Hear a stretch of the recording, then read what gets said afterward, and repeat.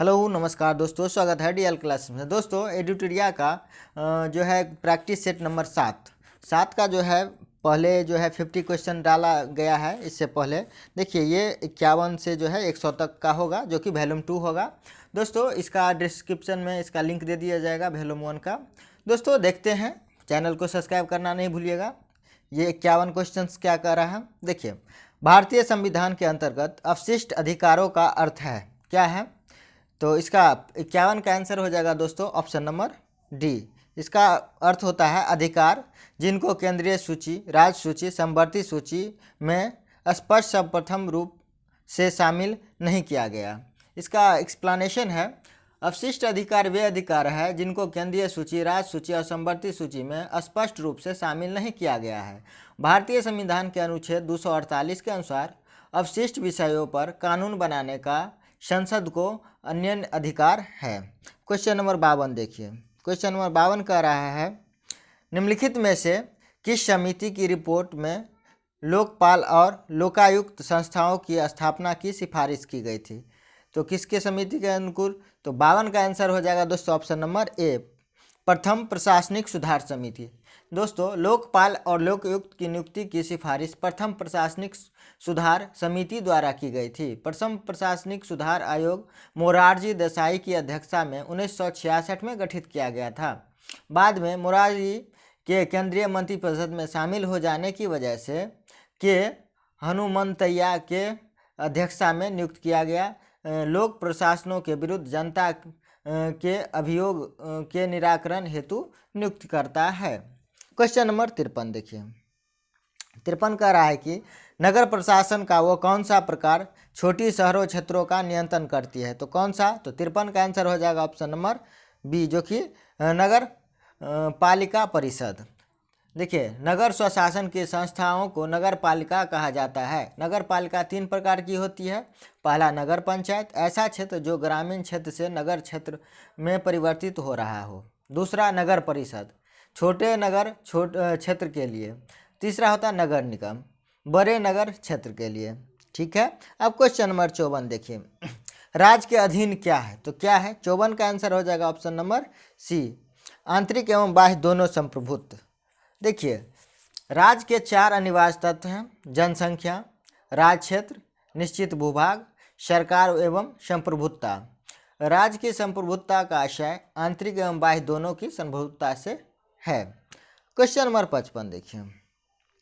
भारत के supreme court को किस क्षेत्र के तहत केंद्र और राज्यों के बीच विवादों का निर्णय लेने का अधिकार है?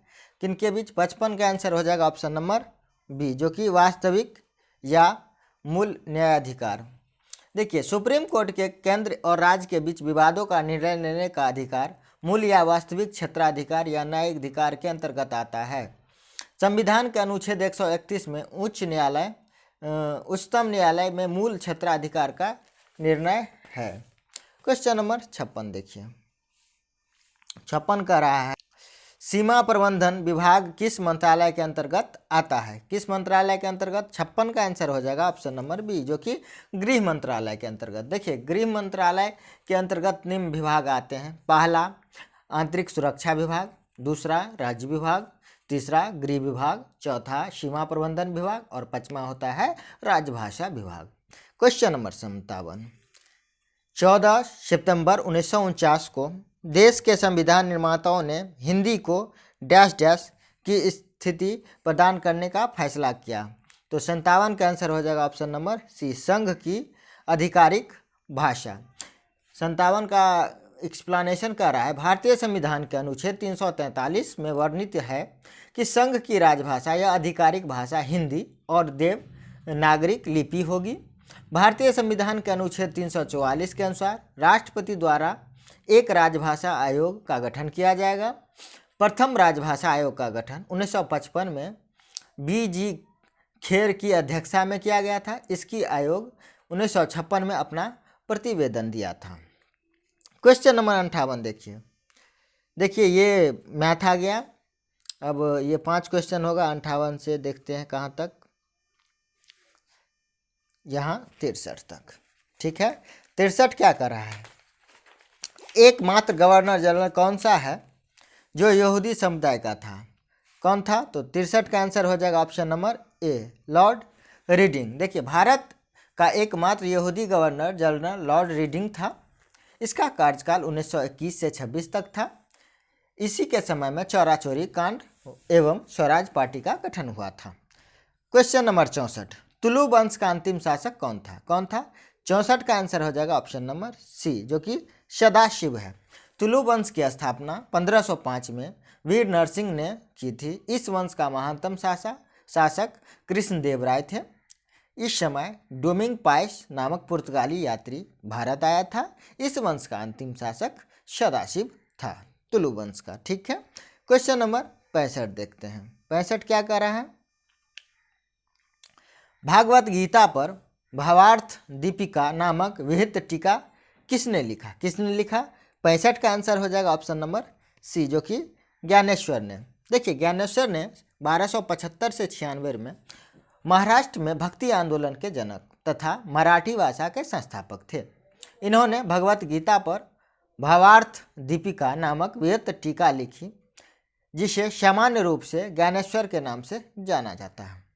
क्वेश्चन नंबर 66 देखिए दोस्तों, थोड़ा मोटिवेशन हम भी होंगे जो आप चैनल सब्सक्राइब और लाइक कमेंट करें तो पता चलेगा जो हमें क्या पॉजिटिव है क्या नेगेटिव है। ठीक है, क्वेश्चन नंबर 66 देखिए, तृतीय बौद्ध संगीति की अध्यक्षता किसने की थी? किसने की थी? 66 के आंसर हो जाएगा ऑप्शन नंबर बी, मोगली पुत्तिस ने। देखिए, तृतीय बौद्ध संगीति का आयोजन 255 ईस्वी में पाटलिपुत्र में था। इस समिति का आयोजन अशोक के शासनकाल में हुआ था। इसकी अध्यक्षता मोगली पुत्तिस ने की थी। क्वेश्चन नंबर 67, सर्वप्रथम भारतवर्ष का जिक्र किस अभिलेख में प्राप्त होता है? किसमें? 67 का आंसर हो जाएगा ऑप्शन नंबर डी, जो कि हाथी गुफा अभिलेख में। हाथी गुफा अभिलेख का संबंध कलिंग राजा खारवेल से है। इसमें सर्वप्रथम भारतवर्ष का जिक्र किया गया। सती प्रथा का प्रथम लिखित साक्ष्य एरन अभिलेख से प्राप्त होता है। क्वेश्चन नंबर 68 देखिए, किसने सर्वप्रथम प्रेस सेंसरशिप लागू की थी? किसने की थी? 68 का आंसर हो जाएगा ऑप्शन नंबर बी, जो कि वेलेस्ली ने। देखिए, लॉर्ड वेलेस्ली ने 1799 में सभी समाचार पत्र पर सेंसर बैठा दिया था। इस सेंसरशिप के अनुसार प्रथम समाचार पत्र पर संपादक मुद्रक का नाम छापना पड़ता था। दूसरा,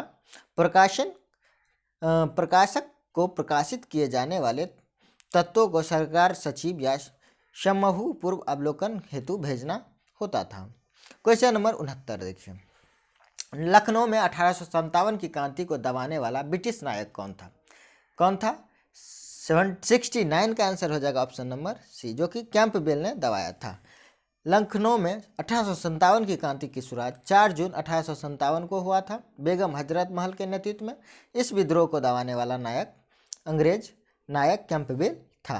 क्वेश्चन नंबर 70 देखिए, कैबिनेट मिशन की तिथि दिल्ली पहुंचा था। किस तिथि को? 70 का आंसर हो जाएगा ऑप्शन नंबर बी, जो कि 24 मार्च 1946 को कैबिनेट मिशन दिल्ली पहुंचा था। इसके 3 सदस्य थे। पहला था स्टेफोर्ड क्रिप्स, दूसरा था पैथिक लॉरेंस, तीसरा था वी अलेक्जेंडर। देखिए, कैबिनेट मिशन पैथिक लॉरेंस के नेतृत्व में भारत आया था। क्वेश्चन नंबर 71 देखिए, सम्मेलन करना संस्था स्थापना का वर्ष, तो इसका मिला देते हैं पहले। देखिए, वेद समाज का स्थापना 1867 में हुआ था, तो सी चला जाएगा। आर्य समाज की स्थापना 1875 में हुआ था। आर्य समाज की स्थापना 1875 में हुआ था।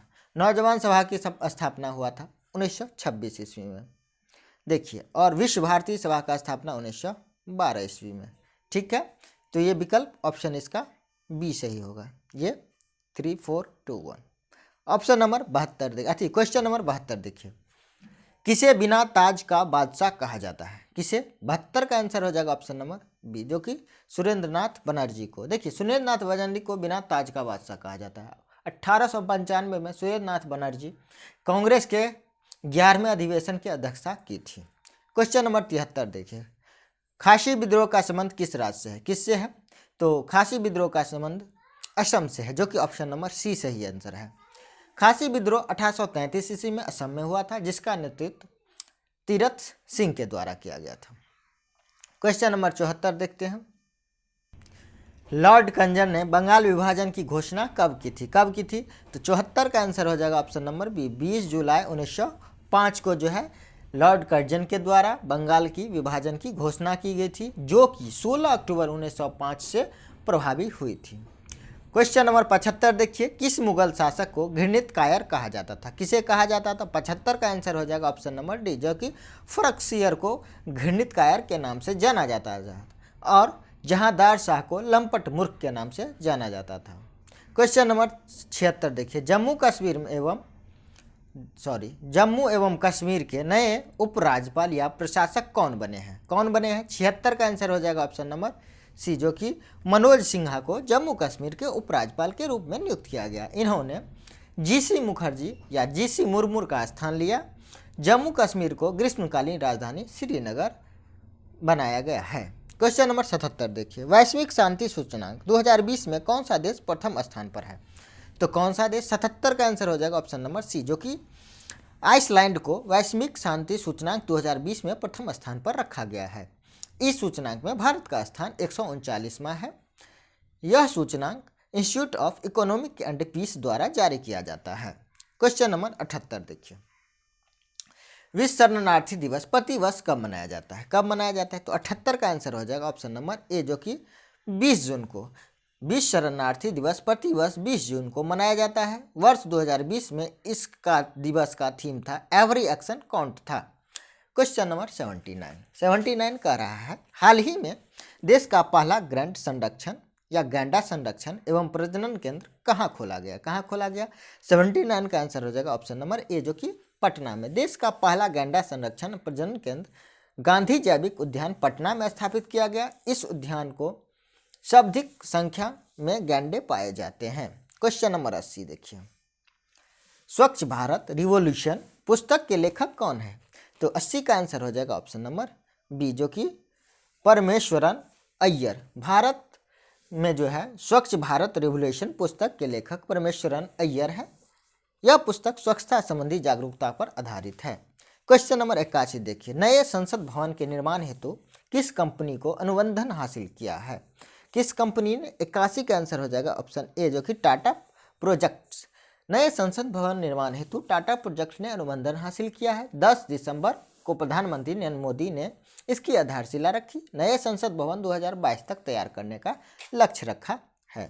क्वेश्चन नंबर 82 देखिए, गायों के संवर्धन एवं संरक्षण हेतु किस राज्य ने गौ कैबिनेट गठित किया है? किसने किया है?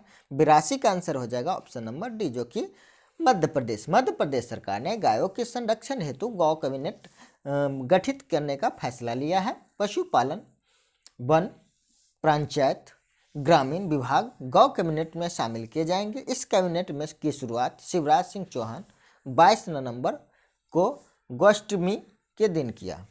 क्वेश्चन नंबर 83 देखिए, हाल ही में विश्व का सबसे गर्म एवं बड़ा ज्वालामुखी किसे घोषित किया गया? किसे घोषित किया गया? तो 83 का आंसर हो जाएगा ऑप्शन नंबर बी, पहुनु को। पहुनु ज्वालामुखी हवाई द्वीप में विश्व का सबसे बड़ा और गर्म ज्वालामुखी हाल ही में घोषित किया गया। इसे पूर्व विश्व का सबसे बड़ा ज्वालामुखी मौना लोआ था। क्वेश्चन नंबर 84 देखते हैं। 84 कह रहा है, भारत के निम्नलिखित राज्यों में से किसे कोविड-19 अवधि में पहली बार ई लोक अदालत प्रारंभ किया? किसने किया है? 84 का आंसर हो जाएगा ऑप्शन नंबर सी, जो कि छत्तीसगढ़ ने।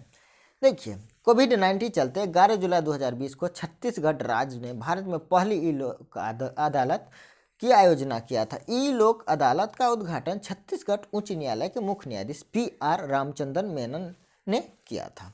क्वेश्चन नंबर 85 देखिए, आरोग्य सेतु ऐप जो भारत सरकार द्वारा लॉन्च किया गया है संबंधित है, तो संबंधित है 85 का ऑप्शन हो जाएगा डी, राइट, कोविड-19 से। देखिए, ठीक है। देखिए 85 के बाद अब 86 देखने वाला है क्वेश्चन, स्टार्स निम्नलिखित में से किस मंत्रालय विभाग केंद्र द्वारा प्रायोजित योजना है? किसके विभाग द्वारा? 86 का आंसर हो जाएगा ऑप्शन नंबर ए, जो कि शिक्षा मंत्रालय द्वारा। देखिए, स्टार्स योजना केंद्र सरकार के शिक्षा मंत्रालय द्वारा शुरू की गई। इस योजना का मुख्य उद्देश्य शिक्षा के क्षेत्र में आगे बढ़ाना। इस योजना के माध्यम से राज्य में टीचिंग लर्निंग परिणाम मजबूत बनाने को सरकार लक्ष्य निर्धारित किया है। क्वेश्चन नंबर 47 देखिए, निम्नलिखित में से किस राज्य की पहली और एकमात्र महिला मुख्यमंत्री रही साइदा अनवरा तैमूर का दिल का दौरा पड़ने पर निधन हो गया। तो 87 का आंसर हो जाएगा ऑप्शन नंबर बी, जो कि असम की थी। देखिए 6 दिसंबर 1980 को से लेकर 30 जून 1981 तक राज्य की मुख्यमंत्री रही थी असम की। क्वेश्चन नंबर 88, हाल ही में सिम्बैक्स 20 संयुक्त नौ अभ्यास किन देश के बीच संपन्न हुआ? 88 का आंसर हो जाएगा ऑप्शन नंबर ए, जो कि भारत और सिंगापुर के बीच ये 27वां संस्करण अंडमान सागर में संपन्न हुआ। ये भारत और सिंगापुर के बीच हुआ था। क्वेश्चन नंबर 89 का रहा है, किसान सूर्योदय योजना निम्न में से किस राज्य में प्रारंभ की गई? किस राज्य में? तो 89 का आंसर हो जाएगा ऑप्शन नंबर सी, जो कि गुजरात में। देखिए प्रधानमंत्री नरेंद्र मोदी ने किसान सूर्योदय योजना के उद्घाटन वीडियो कॉन्फ्रेंसिंग के जरिए किया। इस योजना को किसानों को सिंचाई के लिए 5 बजे से 9 बजे तक बिजली की आपूर्ति होगी। क्वेश्चन नंबर 90 देखिए, किसे ग्लोबल ह्यूमैनिटेरियन अवार्ड या ह्यूमैनिटेरियन अवार्ड 2020 से सम्मानित किया गया? ह्यूमैनिटेरियन अवार्ड जो है सचिन अवस्थी को, जो कि ऑप्शन नंबर बी राइट है, इसको दिया गया। सचिन अवस्थी को लंदन में आयोजित वेबिनार के माध्यम से ग्लोबल ह्यूमैनिटेरियन अवार्ड 2020 शीर्ष प्रचारक पुस्तक से सम्मानित किया गया। सचिन अवस्थी एक ऐसे व्यक्ति है जिन्हें 5 दिवसीय लंबी स्वच्छ गंगा जागरूकता यात्रा का आयोजन किया था, हरिद्वार से वाराणसी तक। वंदे गंगे स्वच्छता जन जागरण यात्रा भी कहा जाता है इसे। क्वेश्चन नंबर 91, गरीबी रेखा से नीचे रहने वाले लोग को फ्री इंटरनेट देने वाला पहला राज्य कौन बना? 91 का आंसर हो जाएगा ऑप्शन नंबर डी, जो कि तमिलनाडु। केरल सरकार ने अपनी महत्वाकांक्षी योजना केरल फाइबर की योजना शुरू की। ऑप्टिक नेटवर्क के फोन के तहत गरीबों तक मुफ्त इंटरनेट पहुंचाने वाला केवल केरल राज्य ही ऐसा राज्य बना जो मौलिक अधिकार के तौर पर घोषित किया गया। अब क्वेश्चन नंबर 92 देखते हैं। 92 कह रहा है कि बच्चों के लिए दुनिया की पहली ट्राम कार लाइब्रेरी की शुरुआत कहाँ की गई? कहाँ की? 92 का आंसर हो जाएगा ऑप्शन नंबर सी, जो कि कोलकाता में।